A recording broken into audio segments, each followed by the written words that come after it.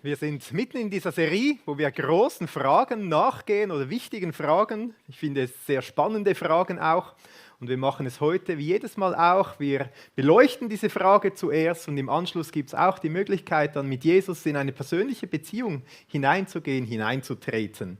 Diese große Frage, die wir heute haben, ist Wissenschaft und Glaube. Geht das? Tatsächlich ist das für viele Menschen eine große Frage. Und man hört immer wieder so diese Idee, dass das gar nicht geht, dass die Wissenschaft den Glauben schon lange widerlegt hat. Ein paar Beispiele dazu. Vielleicht kennen einige dieses Bild. Der Darwinfisch, der schon Füße bekommen hat, der jetzt den Christenfisch einfach schnell wegfrisst. Oder eine Plakatkampagne, die so von der Freidenkerorganisation von England her auch gekommen ist, bei uns auch aufgehängt wurde. Da ist wahrscheinlich kein Gott. Also, mach, was du Lust hast, genieße das Leben, sorge dich nicht. Eigentlich, die Wissenschaft hat schon lange gesagt, es braucht gar keinen Gott mehr. Was machst du dir überhaupt noch Gedanken dazu? Ein Buch, das herausgekommen ist im 2007 auf Deutsch, Der Gotteswahn. Dawkins schreibt darin, es sei unmöglich, intelligenter Wissenschaftler zu sein und gleichzeitig religiös. Und das ist so eine Meinung, die viele Leute haben. Intelligenter Wissenschaftler, die Natur zu erforschen, alles super, dazu braucht es gar keinen Gott. Im Gegenteil, das passt gar nicht. Ein Spiegel aus dem Jahr 2019, wer glaubt denn sowas? Warum selbst Christen keinen Gott mehr brauchen. Mit anderen Worten, sogar für Gläubige wurde unterdessen Gott abgeschafft, das braucht es alles nicht mehr. Und da stellt sich natürlich die Frage, Wissenschaft und Glaube, geht das überhaupt? Und wie, wenn ja, wie sollte das gehen? Wir wollen heute dieser Frage nachgehen und ich habe eine kurze Antwort, ja. Wissenschaft und Glaube, das geht, ist gar kein Problem. Aber ich habe auch noch eine ausführlichere Antwort. Ich will euch zeigen, wieso das sogar sehr naheliegend ist, dass Wissenschaft und Glaube zusammengehört und wieso dass all diese Themen rund um Naturwissenschaft und so weiter viel mehr mit dem Glauben zu tun haben, als wir manchmal denken. Wieso der Glaube eigentlich die beste Grundlage ist für Wissenschaft und Naturwissenschaft und als zweites will ich auch euch zeigen, dass so ein naturwissenschaftlicher Umgang mit Glaubensthema sogar ein riesiges Potenzial beinhaltet. Also wir gehen auf eine spannende Reise. Wir wollen uns verschiedene Fragen stellen. Das erste ist, Naturwissenschaften, diese ganze Entwicklung, die wir haben, ist etwas Urchristliches. Manchmal ist man sich dem gar nicht bewusst, aber es ist tatsächlich so. Und zwar haben immer wieder in der Geschichte verschiedene Forscher oder Naturwissenschaftler, Leute, die sich mit diesen Fragen beschäftigt haben das gemacht, weil sie gläubige Menschen waren. Weil sie an einen Gott geglaubt haben, der stetig ist, der konstant ist, der intelligent ist, haben sie gedacht, ja gut, wenn es so einen Schöpfer gibt, dann macht es ja auch Sinn, nach Konstanten in der Natur zu suchen, nach dem Stetigen in unserer Umgebung zu suchen, nach der Intelligenz dahinter zu suchen. Also das war eigentlich so wie eine Grundlage, eine Grundhaltung, die Menschen dazu geführt hat, die Natur zu untersuchen. Und ein Mensch, Roger Bacon, im 13. Jahrhundert, er war Franziskaner, er war ein gläubiger Mensch und er war so der Grundleger für die heutige empirische Forschung, die es gibt. Also er hat gesagt, ja gut, wir können die Natur tatsächlich untersuchen und man macht das am besten empirisch. Das ist eigentlich die Grundlage von Naturwissenschaften heute immer noch. Zum Beispiel habe ich einen Stein. Was passiert, wenn der aus der Hand fällt? Fällt runter. Oder? Dann beobachtet man das, man beginnt zu messen, was passiert hier drüben. Ja, auch, gut. Man steigt auf einen Berg, probiert es da auf und irgendwo in einer Ebene. Man misst die Zeit, was ist, wenn er höher runterfällt, tiefer und man beginnt so Gesetzmäßigkeiten zu finden und festzustellen. Er hat die Grundlage für das empirische Arbeiten gesucht, so wie Naturwissenschaften funktionieren.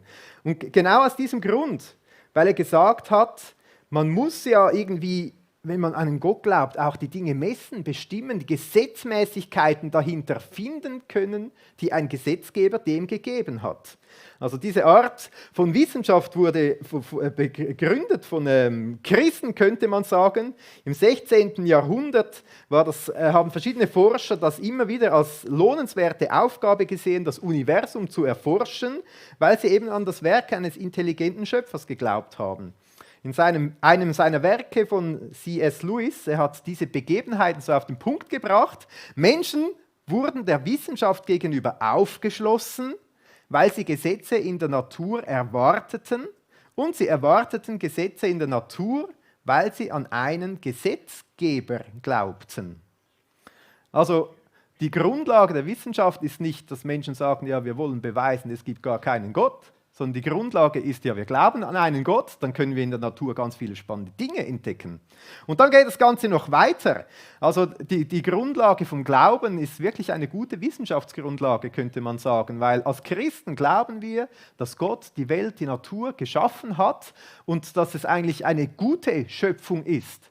Aber die Materie, die Schöpfung, das ist nicht Gott. Wir glauben, dass Gott transzendent ist, dass Gott etwas ist, das wie von einer anderen Dimension ist. Und deshalb gibt es auch keinen Grund zu sagen, ja, man darf das gar nicht untersuchen, man darf mit der Natur nicht experimentieren.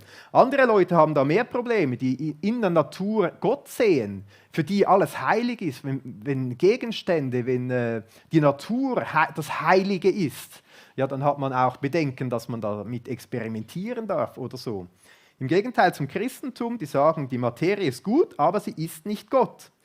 Mit anderen Worten hat das der britische Physiker und Dr. Peter Hodgson von der Oxford University so gut zusammengefasst: Das Christentum lieferte genau jene Glaubenssätze, die für die Wissenschaft unbedingt erforderlich sind, sowie ein moralisches Klima, das diese Entwicklung förderte. Und deshalb gibt es in der ganzen Wissenschaftsgeschichte auch viele gläubige Christen, die bahnbrechende Erfindungen gemacht haben, wo man sagt, ja, eigentlich sogar das Christentum fast der Ursprung von all diesen Entdeckungen. Ein paar kleine Beispiele. Nikolaus Kopernikus ums Jahr 1500 hat die Grundlage für die moderne Astronomie gelegt und verschiedene wissenschaftliche Revolutionen in Gang gebracht. Er hat zum Beispiel mathematisch die Umlaufbahn der Erde um die Sonne berechnet und er selber beschreibt Gott als den besten und systematischsten Handwerker überhaupt.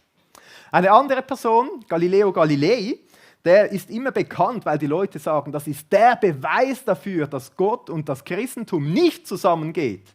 Weil er hat also ganz grundsätzlich bahnbrechende Entdeckungen gemacht in Astronomie und auch in der Mechanik. Und er hat sich aber auch für dieses Weltbild eingesetzt, dass die Erde um die Sonne kreist, und wurde von der damaligen katholischen Kirche dafür verfolgt, oder? Und sagt man, ja gut, da sieht man gut, der hat eine wissenschaftliche Erkenntnis, kann das sogar belegen und die Kirche ist dagegen, also es geht nicht zusammen. Aber eigentlich ist genau das Gegenteil der Fall. Weil dieser Mann, der Galileo Galilei, das war selber ein überzeugter Christ. Und das Weltbild, das damals vertreten wurde, fälschlicherweise auch von der Kirche, das war gar kein christliches Weltbild, obwohl das damals noch so begründet wurde.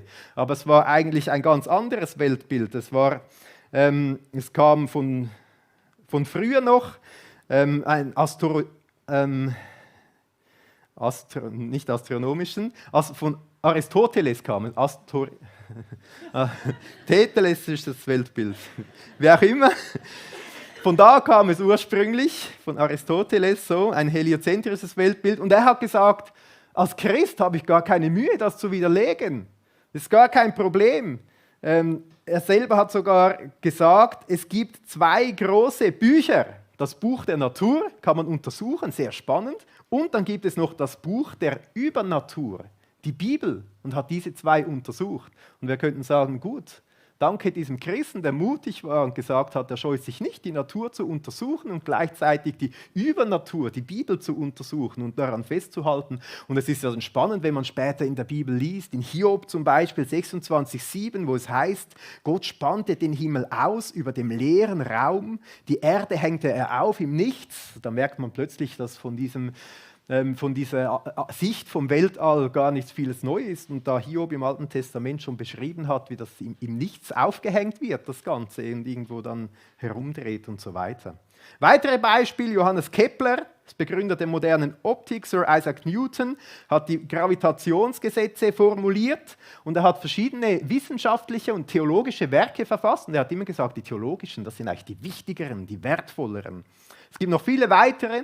Faraday zum Beispiel ist heute vielen bekannt von dieser Konstanten, Faraday-Konstanten oder vom Faradayischen Käfig.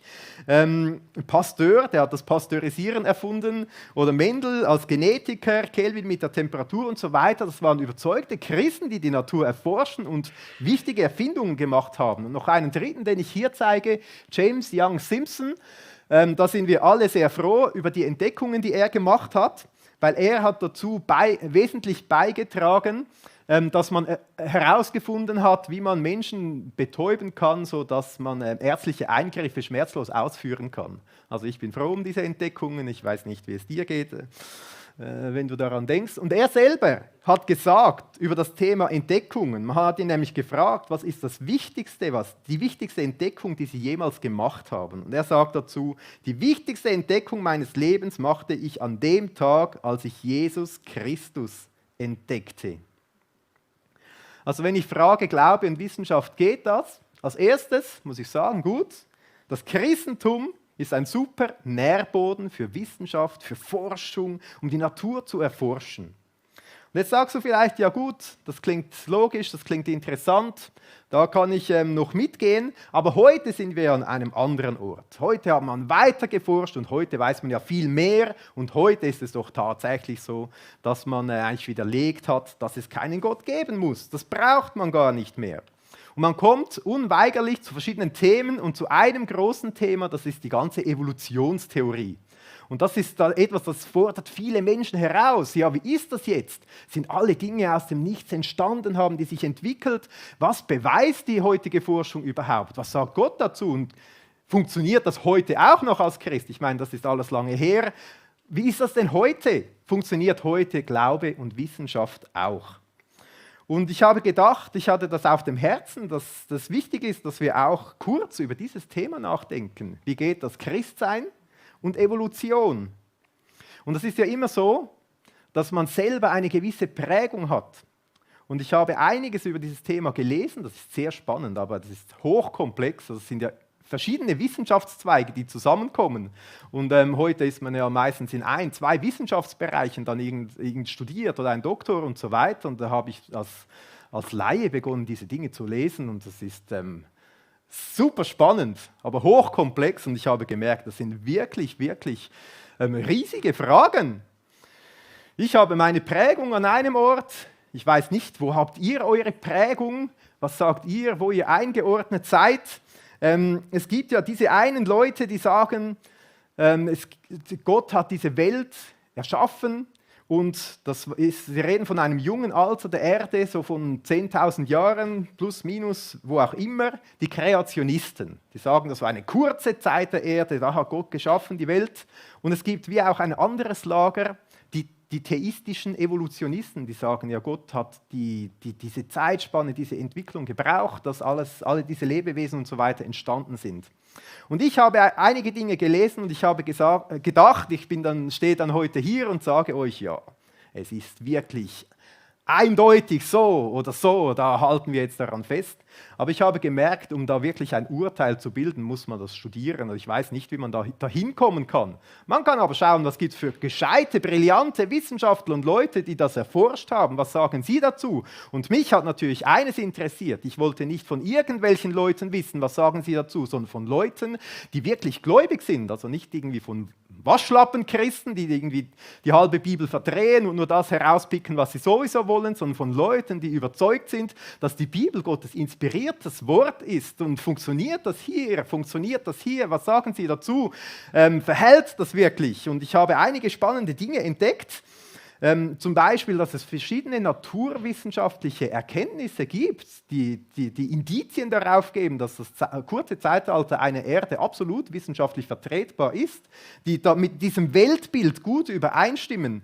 Zum Beispiel die Komplexität und auch die Nicht-Reduzierbarkeit von verschiedenen Funktionen, die Organismen haben. Also es gibt so komplexe Teilchen in Organismen, dass man diese nicht weiter reduzieren kann, dass man eigentlich nicht erklären kann, wie diese über lange Zeit hätten entstehen können.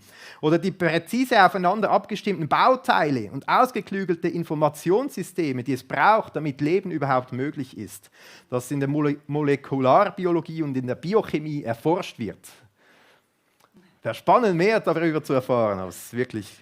Das sind spezialisierte Bereiche. Oder in der präbiotischen Chemie wird erforscht, was es für chemische Grundvoraussetzungen braucht, dass Leben überhaupt möglich ist. Und diese Gesetzmäßigkeiten sind so abgestimmt, dass man sagen kann, das ist wirklich das passt sehr gut zu einem kreationistischen Weltbild. Aber ich habe auch ein Buch gelesen von Vertretern, von Wissenschaftlern, von Naturwissenschaftlern heutigen, die diese Position vertreten und sagen, es gibt auch einige Erkenntnisse, da bleiben Fragen offen. Zum Beispiel, wie können wir es einordnen, diese ganzen Zeitbestimmungen mit dem Zerfall von Isotopen, von atomaren Isotopen, um die Zeit zu bestimmen, mit diesen Halbwertszeiten, wie können wir das einordnen? Schwierig, so befriedigende Antworten darauf zu finden. Oder auch andere Themen, zum Beispiel, dass man auf der ganzen Welt global so regelmäßige Abfolgen von Fossilgemeinschaften findet. Ich gehe jetzt nicht weiter auf diese Details ein, wo sie sagen, ja, es bleiben einfach Fragen offen. Und als ich von Vertretern von hier gelesen habe, von so theistischer Evolution, habe ich gesehen, es gibt viele Argumente, die sagen, sie sprechen eigentlich dafür, aber es gibt auch viele Fragen, die bleiben völlig offen. Und ich habe gemerkt, es ist eine sehr spannende Frage, aber auch eine Frage des Demuts. Und ich habe dann natürlich von meiner Position aus gefragt, ja, wie ist es mit dem Glauben an Gott? Wie gehen die mit Bibelstellen um? Wie gehen die mit diesen 3 Kapiteln in der Bibel um, wo von der Schöpfung geschrieben wird? Arbeiten die sorgfältig damit? Machen die eine sorgfältige Auslegung? Und ich habe ganz spannende Konzepte gefunden, wie diese Leute hier an eine biblische Schöpfung glauben, an einen Gott, aber der mit langen Zeiträumen arbeitet und dann die Menschen hineinsetzt und es einen Sündenfall gibt. Und ich habe hier auch so Konzepte gefunden. Wie geht es dir bei diesem Thema? Wo würdest du dich eher einordnen? Wahrscheinlich hätten wir hier verschiedene Leute, es gibt ja auch diese ganze Bandbreite, es gibt auch so Zwischenschattierungen. Und irgendwo da befindet man sich, irgendetwas präferiert man. Was ich spannend gefunden habe, ist, dass es absolut kein Problem gibt, ein überzeugter Christ zu sein, an die Inspiration der Bibel zu glauben, egal wo ich mich einordne. Also das gibt keinen Grund, dass ich mich hier irgendwie vom Glauben abhalten lassen müsste. Sogar im Gegenteil, es zieht mich immer zu Gott hin. Ich habe nämlich einige spannende Dinge gelesen, unter anderem dann auch über den Urknall. Habt ihr gewusst, dass ein Christ war, der diese Theorie zum ersten Mal gesagt hat und dass das am Anfang vor allem den Atheisten überhaupt nicht gefallen hat? Die haben nämlich gesagt, okay, wenn das da so einen Anfangspunkt gab, dann muss das ja irgendwie begonnen haben. Das ist ein bisschen doof, weil wie beginnt etwas? Die haben vorher gedacht, ja, das war einfach immer. Aber wenn das begonnen hat, dann hat es plötzlich so Probleme gegeben. Und ein vehementer Vertreter, der sagt, die Naturwissenschaft hat Gott widerlegt, Stephen Hawking, vielleicht habt ihr auch schon von ihm gehört und gelesen, er sagt dann zu diesem Punkt oder zu diesem Thema, vielen Menschen gefällt die Vorstellung nicht, dass die Zeit einen Anfang hat. Wahrscheinlich, weil sie allzu sehr nach göttlichem Eingreifen schmeckt. Deshalb wurden zahlreiche Versuche unternommen, die Urknalltheorie zu widerlegen. Und später sagt er dann auch dazu, die Wissenschaft mag eines Tages die Frage lösen, wie das Universum begonnen hat. Also auch er sagt, viele Fragen bleiben offen. Aber sie kann nicht beantworten, warum sich das Universum überhaupt dazu bequemt, zu existieren. Und das habe ich dann gemerkt. Es zieht einem zum Schöpfer hin. Es zieht einem zu Gott hin. Wenn man die Natur erforscht, da bin ich überzeugt, da kann man schon ein Glaubenssystem haben, dass das ohne Gott funktionieren soll. Aber das ist dann dein Glaubenssystem. Aber wenn du offen bist für all die Hinweise in der Schöpfung, dann zieht es dich zu Gott hin. Und ich glaube, an diesem Punkt ist auch eine wichtige Entscheidung, dass man demütig ist und sagt, gut, ich bin noch nie 10.000 Jahre zurückgereist. Keiner ist das. Wir erforschen heute alles aus unserer Perspektive und werden immer viele Fragen offen bleiben. Einiges wird erforscht und geklärt. Was ich auch gemerkt habe, was man wirklich wichtig wissen muss oder denken muss, ist, dass die wissenschaftliche Erkenntnis, dass das immer vorläufig ist. Ich lese manchmal, was sie am CERN in Genf alles Neues entdeckt haben. Es ist so spannend, wie es immer wieder heißt, dass alte wissenschaftliche Erkenntnisse widerlegt wurden und man neue Formeln, neue Sätze, neue Erkenntnisse herausgefunden hat, die gar nicht mit dem übereinpassen. Manchmal liest man dann Schlagzeilen, ja, man muss die ganze Physik überarbeiten, keine Ahnung. Aber wissenschaftliche Erkenntnis bleibt vorläufig, weil man erforscht immer mehr und entdeckt noch mehr Details und merkt plötzlich, das ist irgendwie... Es ist unser aktuelles Wissen, das aber weitergeht. Also an dem man vielleicht auch nicht allzu fest sich aufhängen oder dranhängen sollte. Zum Beispiel Newton hat verschiedene Gesetzmäßigkeiten entdeckt von der Gravitation, die dann von Einstein widerlegt wurden. Und allen war klar, ja stimmt, eigentlich ist es ja anders oder ergänzt. Und gleichzeitig muss man auch immer sagen, es gibt wissenschaftliche Erkenntnisse, Sätze, Formeln und so weiter. Und das ist aber nicht das Gleiche wie die Interpretation. Welchen Glaubenssatz ich vorne hinstelle, ob ich das dann interpretiere, der Stein, der fällt herunter, weil es Würmer im Boden gibt, die das irgendwie magnetisch ansaugen, oder ob ich von einer Gravitation rede oder so. Irgendwann komme ich zu mehr Erkenntnis und kann das besser belegen. Aber vieles ist Interpretation. Und ehrlich wäre es, auch, das wäre ein Anspruch von mir als Laie an die Wissenschaft, dass man sagt, ja, wir haben Erkenntnis und Interpretation, aber das sind zwei verschiedene Dinge. Und vieles hat mit Glaubenssystemen zu tun. Und so komme ich zu dem Punkt, wo man sagen muss, was glaube ich denn überhaupt? Das ist meine Glaubensgrundlage. Nicky Gamble, der diese Fragen nachgegangen ist, der schreibt, es ist leichter zu glauben, dass Gott etwas aus nichts geschaffen hat, als dass nichts etwas aus nichts geschaffen hat. Also er sagt eigentlich, es sind Glaubenssysteme, die dahinter stehen. Und was ist jetzt deines? Was hältst du für logischer? Welchem willst du nachgehen? Wie bewertest du diese Indizien und zu was passen sie dann besser? Und ich finde es super spannend, dass es auch heute viele brillante Wissenschaftler gibt, in der Naturwissenschaft auch, die sagen, ich bin ein überzeugter Christ, ich glaube an die Inspiration durch Gott in der Bibel, dass Gott sich da offenbart. Und es macht mir überhaupt kein Problem, auch diese Forschung zu betreiben. Sogar im Gegenteil. Ich habe auch 3 Beispiele mitgebracht. Es gibt natürlich viel mehr. Die MIT-Professorin Ying Kong ist spannend. Sie ist eine Chinesin, die ist in China aufgewachsen, kam in die USA, hat dort studiert und ist während dem Studium zum Glauben an Jesus gekommen. Also man könnte bei ihr sogar sagen, ja, es ist nicht weil sie halt schon als Kind gläubig war und jetzt muss sie das irgendwie mit der Wissenschaft übereinbringen, sondern im Gegenteil. Und sie ist in der Nanotechnologie sehr führend und sie sagt, ich sehe meine Forschung als eine Plattform, um Gottes Werk zu tun. Seine Schöpfung, die Art und Weise, wie er diese Welt gemacht hat, ist äußerst faszinierend. Es ist wirklich erstaunlich. Also es führt sie ins Staunen hinein.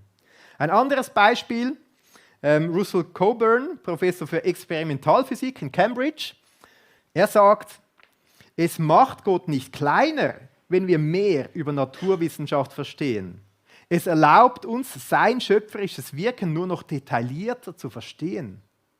Mit anderen Worten, es führt in eine Art Anbetung hinein, in ein Staunen über den Schöpfer. Und ich denke manchmal auch, wenn ich diese biologischen Bücher und so lese, das ist ja fantastisch, das ist ja unglaublich, wie wir hier leben, wie das überhaupt möglich ist. Also das bringt mich auch richtig zum Staunen. Ein drittes Beispiel, Francis Collins. Er war ein überzeugter Atheist und er hat studiert, war dann als Assistenzarzt tätig und wurde am Sterbebett von einer an Jesus glaubenden Frau gefragt, was er denn glaube. Und er beschreibt das so, dass es ihm dann peinlich wurde, weil er gemerkt hat, er glaubt eigentlich gar nichts. Er glaubt auch nicht an Gott. Aber er ist Wissenschaftler und hat gar nie die Argumente abgewogen.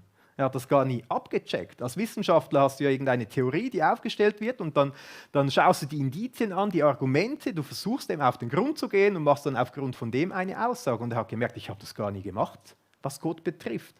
und ist dann dieses Thema angegangen, hat gesagt, ich will dem jetzt auf den Grund gehen und wurde überzeugter Christ, hat begonnen an Jesus zu glauben und hat gesagt, das ist das Wichtigste in meinem Leben. Und er war wirklich ein großer Forscher. Ich weiß nicht, wer von ihm weiß. Er hat unter anderem ein Humangenomprojekt geleitet in Amerika mit mehr als 2000 Wissenschaftlern. Er ist unter anderem ein Genetiker und dort haben sie die DNA des Menschen entschlüsselt, also das Genom des Menschen entschlüsselt. Das ist eine Riesenarbeit, weil es sind 3 Milliarden Basenpaare pro DNA im menschlichen Genom. Und das haben sie entschlüsselt in dieser riesigen Arbeit, ist unterdessen abgeschlossen. Wenn man das vorlesen würde, alle diese Buchstaben quasi, hätte man 31 Jahre. Und wenn man das in Bücher schreiben würde, gäbe das 5000 Bücher. Und wenn man alle diese Chromosomen von einem Menschen aneinander reiht, gibt es eine Linie von 150 Milliarden Kilometern. Sind hier drin? Also unvorstellbar. Und dieser Collins, der sagt, und er spricht von einer zutiefst befriedigenden Harmonie zwischen den wissenschaftlichen und geistlichen Weltbildern. Und er sagt dann auch, ich bin ein Wissenschaftler und Glaubender und ich kann keinen Konflikt zwischen den beiden Weltanschauungen feststellen.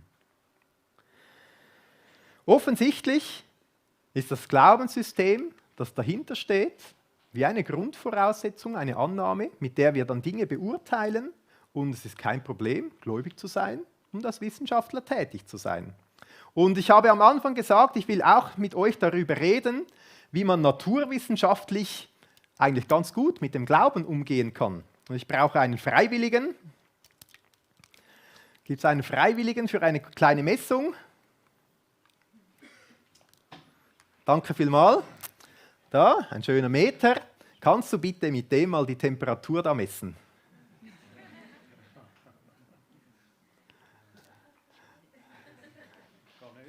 Geht nicht? Geht nicht? Wieso?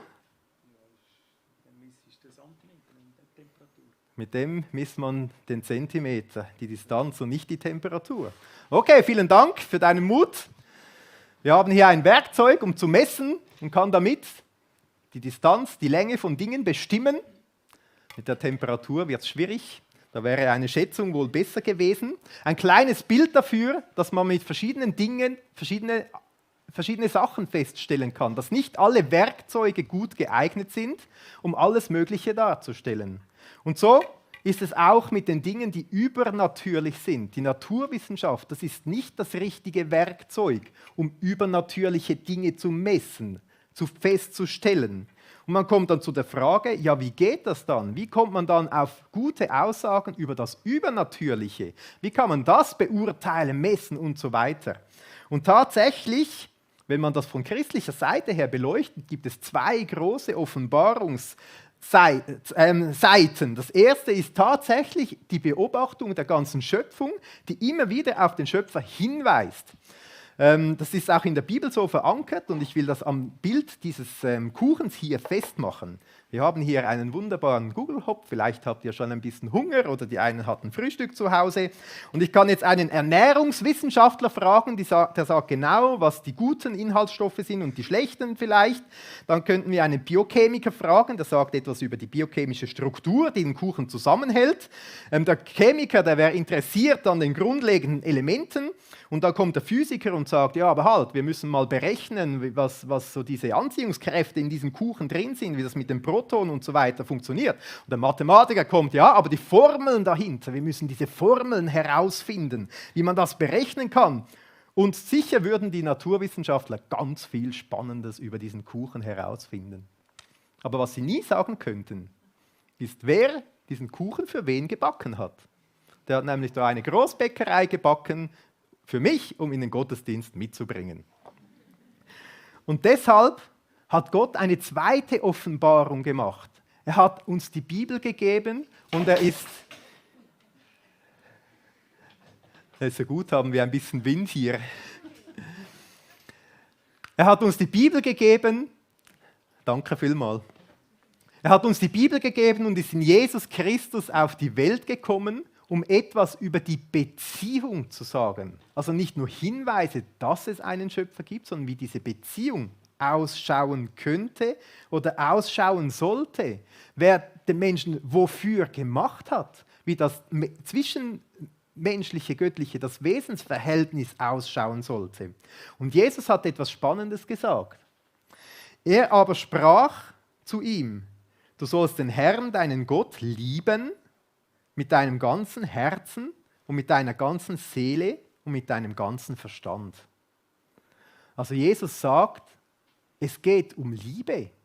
Es geht um eine Liebesbeziehung. Das ist eine Frage, die kann die Naturwissenschaft nie beantworten. Das ist etwas Übernatürliches.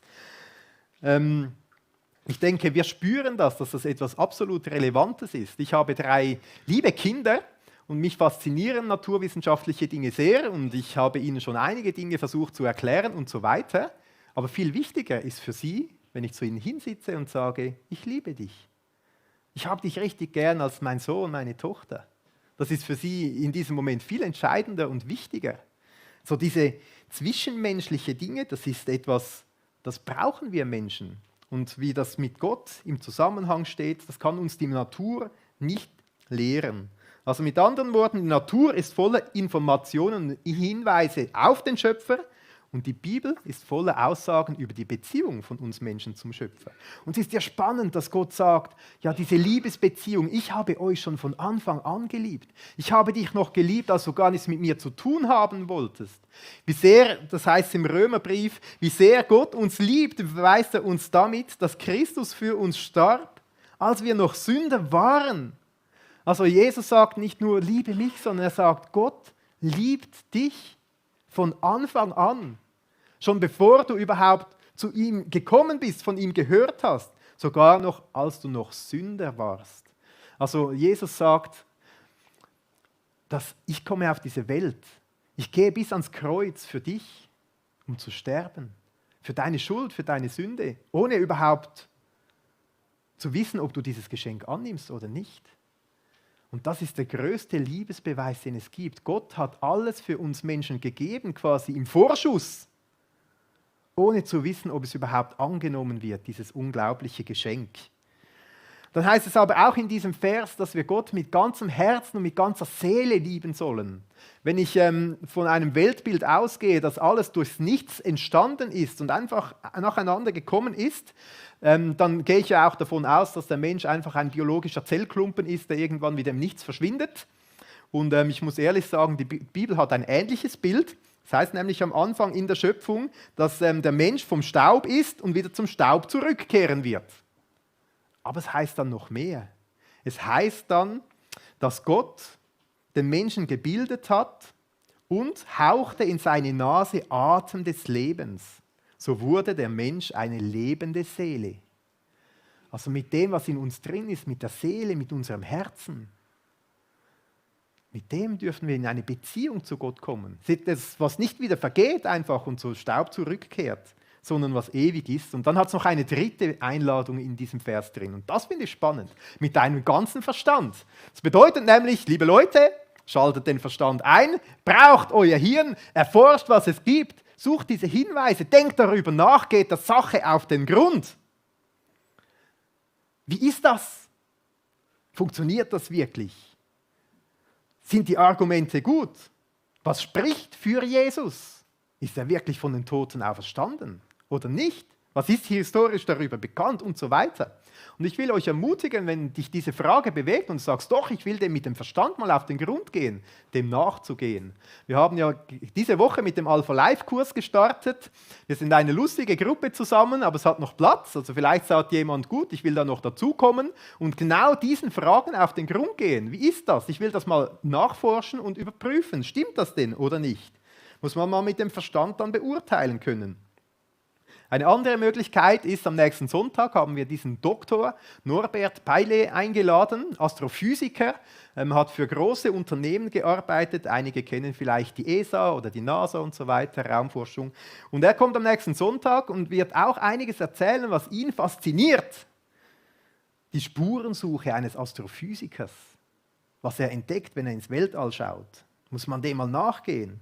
Oder eine dritte Möglichkeit, um mit dem Verstand das zu prüfen, ist Jeremia 29, 11 bis 13. Und das will ich dir zum Schluss noch mitgeben.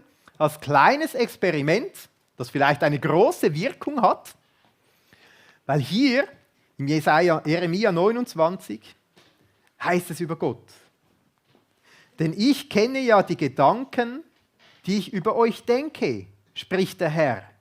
Gedanke des Friedens und nicht zum Unheil, um euch Zukunft und Hoffnung zu gewähren. Ruft ihr mich an, geht ihr hin und betet zu mir, dann werde ich euch hören. Und sucht ihr mich, so werdet ihr mich finden. Ja, fragt ihr mit eurem ganzen Herzen nach mir, so werde ich mich von euch finden lassen, spricht der Herr. Das ist eigentlich eine Einladung zu einem Experiment. Das müsste man jetzt erforschen. Stimmt denn das oder nicht? Muss man dem mal auf den Grund gehen? Das kann man natürlich nur, wenn man den Herrn anruft, wenn man ihn sucht, wenn man nach ihm fragt, wenn man mit dem ganzen Herzen, mit offenen Herzen in diese Liebe hineingehen möchte. Eine Liebesbeziehung zu Gott, zum Schöpfer zu haben, das mal zu prüfen. Also vielleicht bist du hier und sagst, ich will dieses Experiment mal wagen, Gott wirklich zu suchen und in eine Liebesbeziehung zum Schöpfer hineingehen.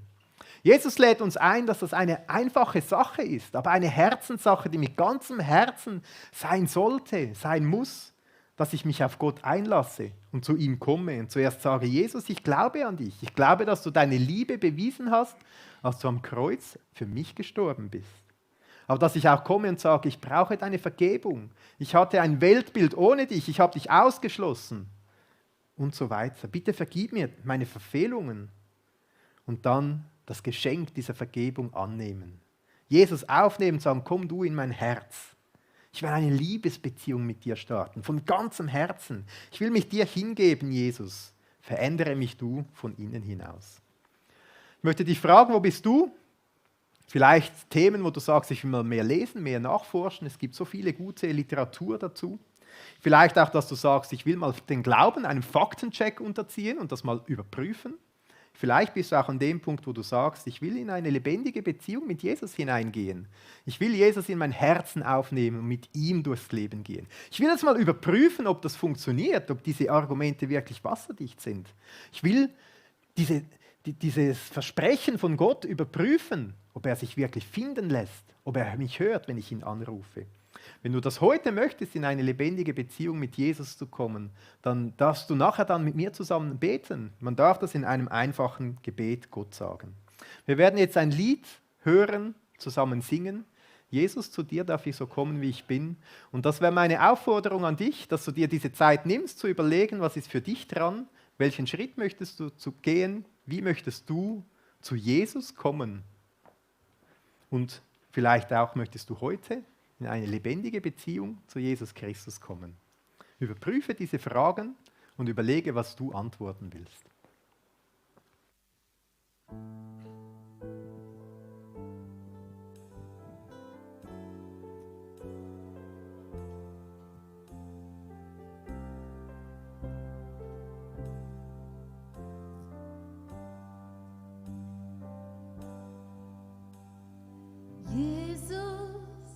Zu dir kann ich so kommen, wie ich bin. Du hast gesagt, dass jeder kommen darf. Ich muss dir nicht erst beweisen, dass ich besser werden kann. Was mich besser macht vor dir, das hast du längst am Kreuz getan. Und weil du mein Segen siehst, streckst du mir deine Hände hin. Und ich kann so zu dir kommen, wie ich bin. Jesus, bei dir darf ich mich geben, wie ich bin. Ich muss nicht mehr als ehrlich sein vor dir. Ich muss nichts vor dir verbergen,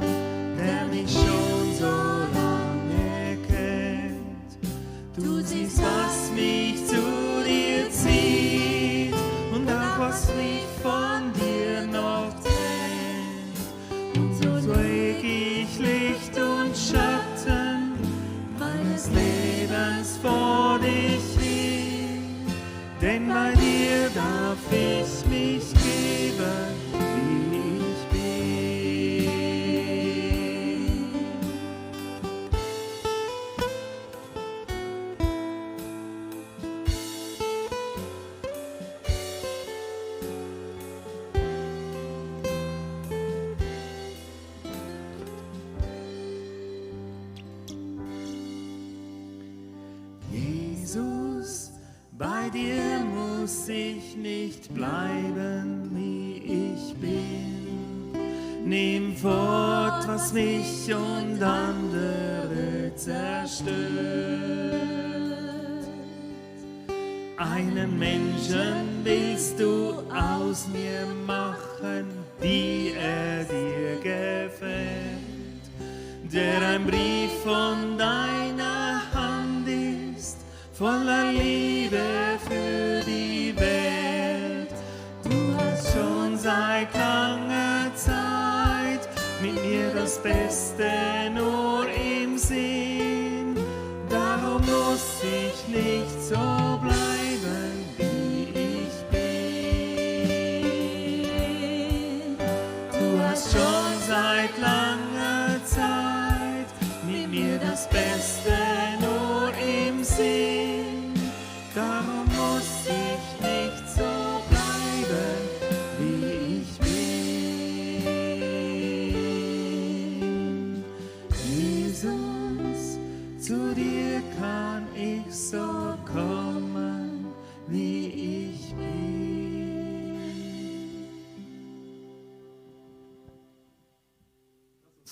Lass uns zusammen beten.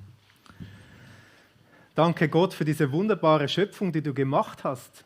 Danke für all diese Details und all diese Dinge, die noch viel Möglichkeit zur Weiterforschung bieten und die einfach das Staunen über dich immer größer machen.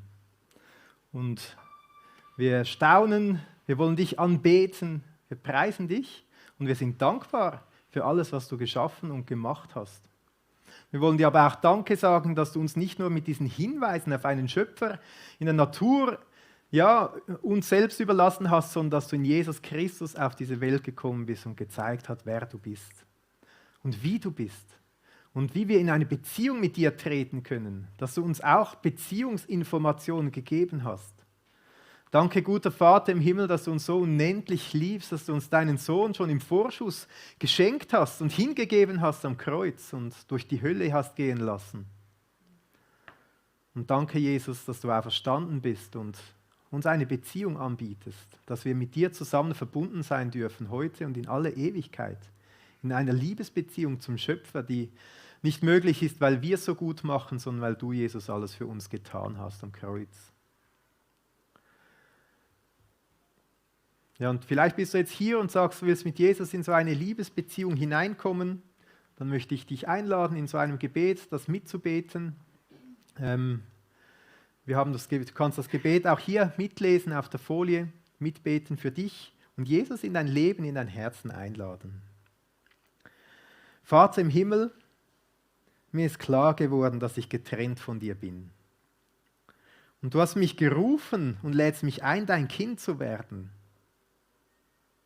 Jesus, ich glaube an dich, dass du der Retter und Sohn Gottes bist und für mich am Kreuz gestorben bist. Bitte vergib mir alles, was ich falsch gemacht habe, meine Fehler, meine Sünden. Und Herr Jesus, ich nehme dich in mein Leben auf. Ich gehöre dir. Verändere du mich so, wie du mich haben willst. Erfülle mich mit deinem Heiligen Geist. Danke 1000-mal. Amen. Wir möchten während den nächsten Liedern auch einfach vor Gott kommen, ihn loben und preisen. Es gibt so viele Gründe, zu ihm zu kommen, die Nähe zu ihm zu suchen.